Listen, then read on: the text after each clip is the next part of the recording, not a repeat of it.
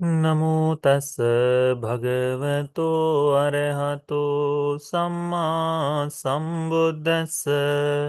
नमो तस् भगवतो अरहतो सम्मा संबुद्दस्स।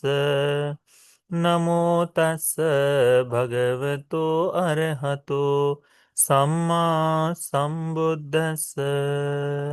साधु साधु साधु।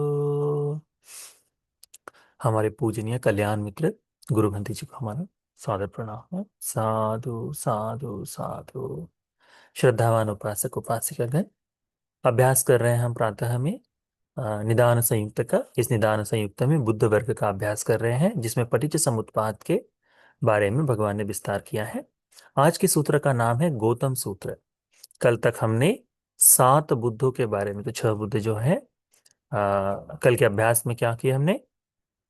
विपस्सी भगवान बुद्ध जी, सिखी, वेश्यभु, ककुसंध, कोनागमन और काश्यप भगवान के धर्म के बारे में एक समान रूप से जो सूत्र है उसे पढ़ा। गौतम सूत्र भी उसी तरह से है, परंतु हमारे शास्त्र के बारे में है, इसीलिए हमें इसे पढ़ना आवश्यक है। तो आज हम इसको पुनः अभ्यास करते हैं। भगवान बुद्ध जी भिक्षुओं को एकत्रित करके उपदेश देते हैं। भगवान कहते हैं, पुब्बेव में भिक्खवे संबोधा अनभिसंबुद्धस्य बोधिसत्वस्यैव ए सतो एतद होसि। भिक्षुओं, पूर्व में जब मैं बोधिसत्व की अवस्था में था, तब मैंने मेरे मन में ऐसा विचार जागा, क्या? किच्छं वताय लोको आपन्नो जायति च जियति च मियति च चवति च उपज्जति च। कि क्या कारण है कि इस लोक में सत्व जन्म लेते हैं, उत्पन्न होते हैं, बूढ़े होते हैं, मरते हैं, क्षुध हो जाते हैं और पुनः उत्पन्न होते हैं। अथ च पनीमस् दुःखस निस्सरणं न पजानाति जरा मरणस्य। भगवान कहते हैं उस समय कि मेरे मन में ये भाव जागा कि ये जो सत्व है, ये जो प्राणी है, इस दुख से मुक्ति का, निस्सरण को न जानने के कारण ही इस जरा मरण के चक्र में फंसे हुए हैं। कुदा सुनाम इमस दुःख से निस्सरणं पඤ्ඤायस्यति जरा मरणस्याति। तो क्या कारण है कि यह जरा मरण जो है, यह जो दुख है, इसका निस्सरण कैसे करे, जरा मरण से कैसे मुक्त हो, उसके पीछे का क्या कारण है? ऐसा जानने का, प्रज्ञा से सोचने का, प्रज्ञा से देखने का मेरे मन में विचार जागा। तब तत्समयं भिक्खवे तदहोसि किन्मी नुखो सति जरा मरणं होती किं पच्चया जरा मरणंति। तब मैंने विचार किया, चिंतन किया कि जरा मरण किसके होने से होता है, किंग पच्चया जरा मरण, जरा मरण का हेतु क्या है। तब मैंने योनिसो मनसिकार से देखते हुए देखा, प्रज्ञा से जाना कि जातिया को सती जरा मरण होती, जन्म होने से ही बुढ़ापा, मृत्यु आती है। जाति पच्चया जरा मरणंती, जन्म ही जरा मरण के लिए कारण है। फिर मैंने विचार किया कि ये जन्म किसके होने से होता है, इस जन्म के पीछे क्या कारण है। तब मैंने चिंतन करते हुए देखा कि भव के होने से जन्म होता है, भव पच्चया जाति। फिर भव किस कारण से है? तो उपादान के कारण से भव है। उपादान पच्चया भव। उपादान किस कारण से है? तन्ना पच्चया उपादान। तृष्णा के कारण से ही उपादान है। तो फिर तन्ना किस कारण से है? तन्ना तो ऐसे ही नहीं आ जाएगी। तब मैंने चिंतन करके देखा, वेदना पच्चया तन्हा। वेदनाओं के कारण से तन्हा उत्पन्न होती है। तन्हा वेदनाओं के पीछे क्या हेतु हो सकता है, क्या कारण हो सकता है, किसके होने से ये वेदनाएं होती हैं? स्पर्श पच्चया वेदना। स्पर्श के होने से ही वेदनाएं उत्पन्न होती हैं। यदि स्पर्श नहीं होगा तो वेदनाएं उत्पन्न नहीं होगी। तो फस पच्चया वेदना, स्पर्श के होने से वेदना उत्पन्न होती है। स्पर्श न हो तो वेदना उत्पन्न न होगी। जैसे कोई आ, कोढ़ जिसे हो गया है, या फिर लेपर जिसे कहते हैं, उनके शरीर की वेदनाएं समाप्त हो जाती है। उन पर कुछ गर्म लग जाए, ठंडा लग जाए, किसी भी प्रकार का, ये सारी संवेदनाएं क्षीण हो जाती है। तो क्या उन्हें शरीर को स्पर्श कर कर क्या उन्हें वो एहसास हो सकता है? नहीं हो सकता। तो स्पर्श ही नहीं तो कैसे वेदना उत्पन्न होगी? फिर भगवान ने देखा कि ये वेदनाएं किस कारण से है, तो स्पर्श के कारण से है। स्पर्श किस कारण से है? तो स्पर्श छह आयतनों के कारण से है। ये जब तक ये छह आयतन है तब तक ही ये स्पर्श होगा। जहां ये आयतन नहीं है वहां स्पर्श नहीं हो सकता। तो सलायतन पच्चया फस्सो। अब ये छह आयतन भी स्वयं ही उत्पन्न नहीं हुए। इन छह आयतनों के पीछे क्या कारण होगा? तो नाम रूप पच्चया सलायतन। नाम और रूप के होने से ही छह आयतन होते हैं करके बोधिसत्व ने बुद्धत्व के पहले ये चिंतन किया और जाना नाम और रूप है। इसीलिए क्या है? नाम रूप होने के कारण यह छह आयतन है। रूप क्या है? तो चार महाभूतों से निर्मित। नाम क्या है? हम्म तो नाम का विस्तार किस तरह से किया है भगवान ने?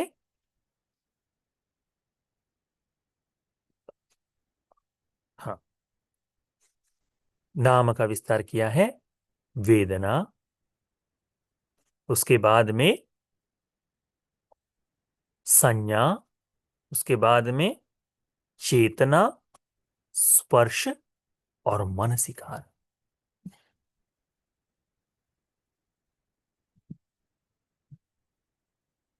यह जो वेदना है, ये जो नाम और रूप है, तो नाम क्या क्या है? तो वेदना, संज्ञा, चेतना, फस और मनसिकार।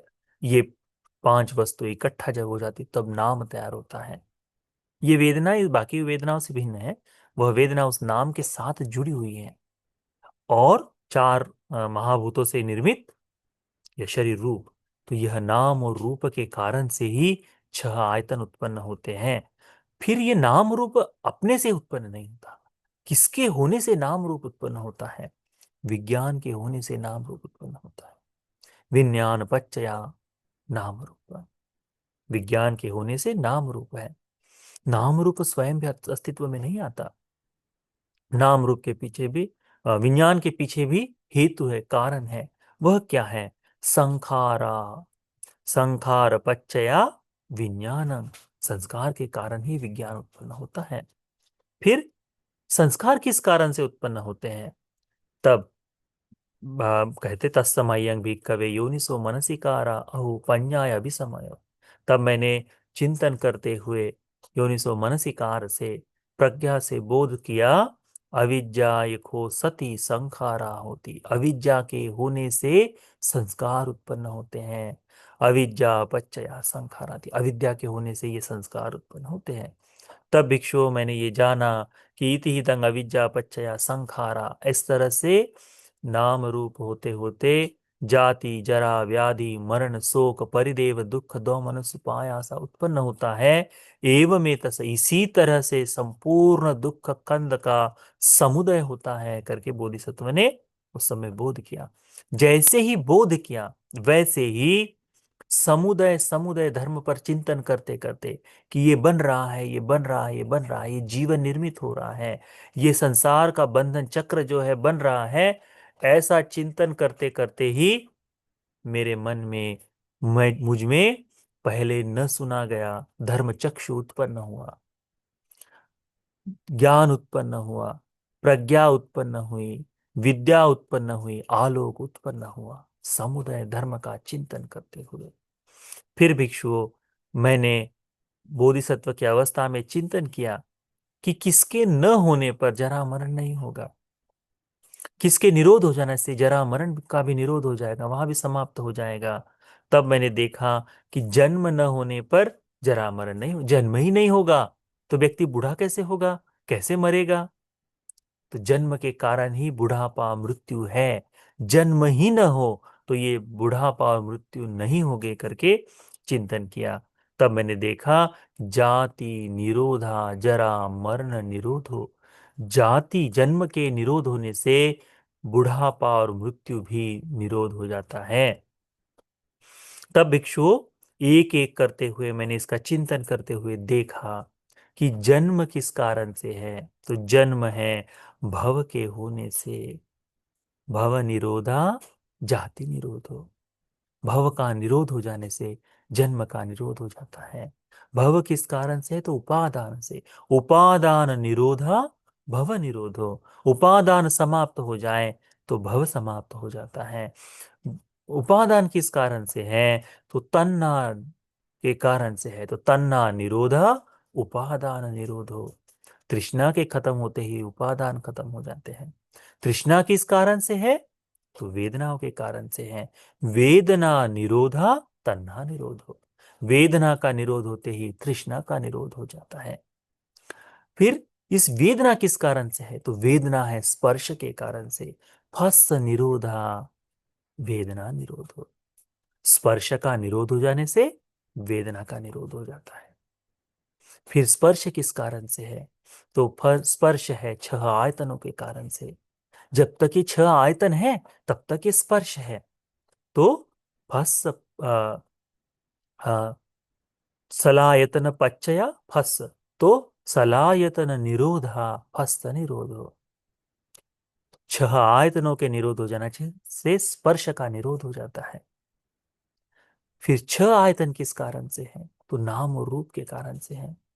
नाम रूप निरोधा सलायतन निरोधो। नाम रूप नहीं है तो छह आयतन नहीं होंगे। छह आयतन नहीं होंगे तो जाति जरा व्याधि मरण नहीं होगा। तो फिर यह छह आयतनों को दूर करने के लिए नाम रूप का निरोध हो जाना जरूरी है। फिर नाम रूप किस कारण से है? तो नाम रूप विज्ञान के कारण से है। तो नाम रूप विज्ञान निरोधा नाम रूप निरोधो। जहां विज्ञान खत्म हो जाए वहां नाम रूप खत्म हो जाता है। नाम रूप विज्ञान के कारण से है। तो फिर विज्ञान किस कारण से है? तो संस्कार के कारण से है। सलायतन पच्चया अ, अ, विन- संखार पच्चया विज्ञान। तो संस्कार निरोध हो जाए तो विज्ञान निरोध हो जाए। संखार निरोधा विज्ञान निरोधो। संखार के खत्म होते ही विज्ञान खत्म हो जाता है। फिर देखते हैं कि संस्कार किस कारण से है। इस संस्कार को कैसे खत्म करें? किस कारण से संस्कार होते हैं? हम्म किस निरोधा संखार निरोध हो। तो भगवान कहते तत्समयं भिक्कवे योनिसो मनसिकाराहु पඤ्ඤाय अभिसमयो। तब योनिसो मनसिकार से चिंतन करते हुए प्रज्ञा से मुझे ये बोध हुआ क्या? अविद्याय को असति संखारा न होती। अविद्या न होने से संस्कार नहीं होंगे। तो अविद्या निरोधा संखार निरोधो। अविद्या के निरुद्ध होते ही निरोध होते ही संस्कार का निरोध हो जाता है। संस्कार भी समाप्त हो जाते हैं। इति हिदं अविद्या निरोधा संखार निरोधो। इस तरह से अविद्या के निरोध से संस्कार का निरोध होता है। संखार निरोधा विज्ञान निरोधो। संस्कार के निरुद्ध हो जाने से विज्ञान का निरोध हो जाता है। इस तरह से जाति निरोधा जरा मरण शोक परिदेव दुख दो मनस्सु पायासा निरुद्धन्ति। इस तरह से जन्म ही न हो तो यह जाति जरा व्याधि मरण दुख दो मनस से जो है जितनी पीड़ा है कायिक मानसिक ये सारी की सारी समाप्त हो जाएगी।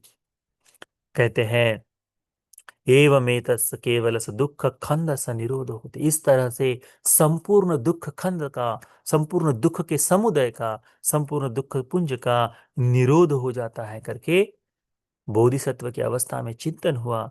तब निरोध, ये जो खत्म कर देना है, निरुद्ध हो जाना है, समाप्त कर देना, इस निरोध रोक देना है। इस निरोध निरोध शब्द पर चिंतन करते हुए पुब्बे अननुसुतेषु धम्मेषु चक्षु मुदपादे। मेरे मन में पूर्व में न सुने हुए धर्म के प्रति चक्षु उत्पन्न हुआ। धर्म का चक्षु उत्पन्न हुआ। धर्म का चक्षु उत्पन्न होना बड़ा दुर्लभ है। पहले किसी को नहीं था। केवल इस बोधिसत्व को प्रथम बार ये उत्पन्न हुआ। हमारे भगवान को बोधिसत्व की अवस्था में धम्म चक्षु उत्पन्न हुआ। फिर ज्ञान उत्पन्न हुआ। ज्ञानं उदपादि पඤ्ඤा उदपादि। प्रज्ञा उत्पन्न हुई। विद्या उदपादि विद्या उत्पन्न हुई। आलोकोदपादि, आलोक उत्पन्न हुआ। यह 12 समुदय के और 12 निरोध के ऐसे अंगों का चिंतन करते ही भगवान बुद्ध जी को इस संपूर्ण धर्म का, संपूर्ण इस संसार की उत्पत्ति और समाप्ति का, निरुद्ध होने का बोध उत्पन्न हो गया। और वही भगवान बुद्ध जी ने चार आर्य सत्य को बोध कर कर सम्बोधि को प्राप्त किया। तो भगवान कहते हैं यह जो है बोधिसत्व की अवस्था में चिंतन मनन करते हुए यह धर्म उत्पन्न हुआ। अनेकों सूत्र में बुद्ध ने पश्चात में बुद्धत्व को मार पराजय के बाद फिर भगवान बुद्ध जी ने इन्हीं संकलाओं का, इन्हीं इन्हीं इन्हीं चीजों का फिर से चिंतन किया। और जब ये चिंतन करके जाना कि अब मुझ में ये धर्म नहीं है, अविद्या समाप्त हो गई है, तब भगवान ने स्वयं को बुद्ध कहते हुए इस लोक में प्रतिज्ञा दी, तब तक नहीं दी। तो इसीलिए यह संपूर्ण पतिच्च समुत्पाद जो है, यही हमारे सभी दुखों को बनने के लिए और दुख निरोध के लिए काम करने की संकला है, काम करने की यह तरीका है। तो इसे अच्छी तरह से बोध कर लो, इसका अच्छी तरह से चिंतन करो। समुदय धर्म का चिंतन बोधिसत्व ने कहते हैं।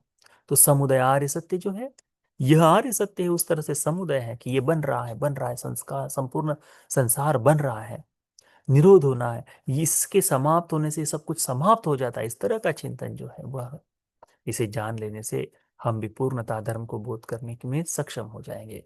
तो यह हमारे भगवान बुद्ध जी के द्वारा, गौतम बुद्ध जी के द्वारा बोधिसत्व की अवस्था में चिंतन किया गया यह प्रतीति समुत्पाद का संपूर्ण सूत्र, उसका चिंतन हम सभी को बुद्ध के प्रति श्रद्धा जगाने के लिए, धर्म के प्रति श्रद्धा जगाने के लिए, संघ के प्रति श्रद्धा जगाने के लिए, उत्तम चार आर्य सत्य को बोध कर अविद्या के नाश के लिए ये पुण्य उपकारी हो जाए। साधु साधु साधु।